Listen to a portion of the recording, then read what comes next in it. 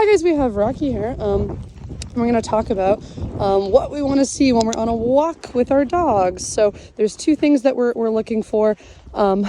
First thing is going to be those shaping of behaviors. So the eye contact, the staying in that heel position. And the second thing is going to be making sure that they are not pulling us forward. So let's have Rocky, our big pulling husky here. Oh, good boy. This is our fourth walk today. So he is understanding those principles a lot better. So when he does pull forward, oh, good boy. He's choosing to stay in there. So I'm rewarding that. When he does pull forward, he's really responsive on coming back. So exactly what we did in class, where when they are pulling forward, we want to make sure we are a tree. They come back. Once they are, we're going to start marking and rewarding right on that side. And then now with Rocky, about 4 or 5 days in, we're at the point where he's coming back. I want him to start staying in that position. So when he pulls, he's going to come back. Let's try that again, buddy. Come back. I'm not going to immediately mark and reward. I mark and reward after a couple steps in that position. So this kind of gets us out of the loop. We're going to get ourselves into a loop of them pulling and then coming back and then coming back. So we reward for them staying in that position. Good.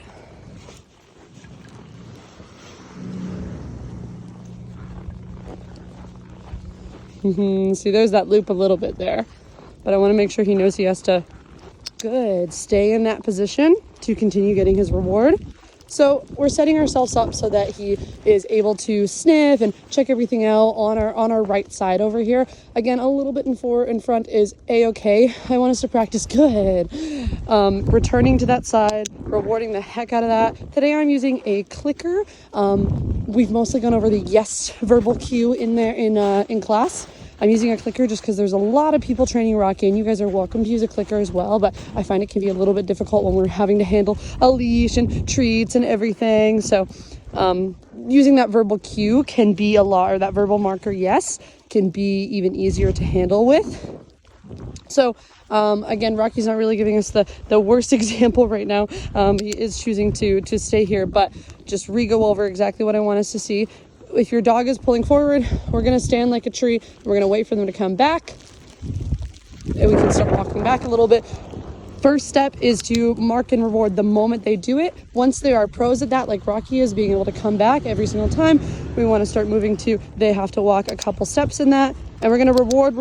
Lots of rewards here, because a lot of the time, good boy, we will get the reward and then we'll go right back to pulling. So we want to do a lot of rewarding, so we don't get ourselves into that loop. Good shake. We want to reward shake-offs, them choosing to walk over here if they are not pulling, and also looking back. So especially before we hit the end of the leash, let's see if we're doing here. See, he's choosing to look back, but he's knowing he needs to come back here. So let's this is an example here. He's going to sniff this. He's likely going to pee on it. And then he's going to look at me.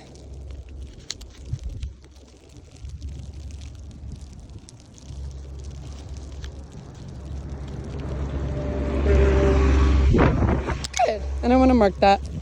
Anytime he's choosing to look back at me, especially if we're reaching the end of the leash. So see how he didn't actually feel any pressure on his harness. He returned to me and looked at me. And that's when I want to mark the moment that he does look back, instead of having to pull him or bring him back into that heel position. So exactly what I want us to work on. Good. When we're going on our walks with our dogs.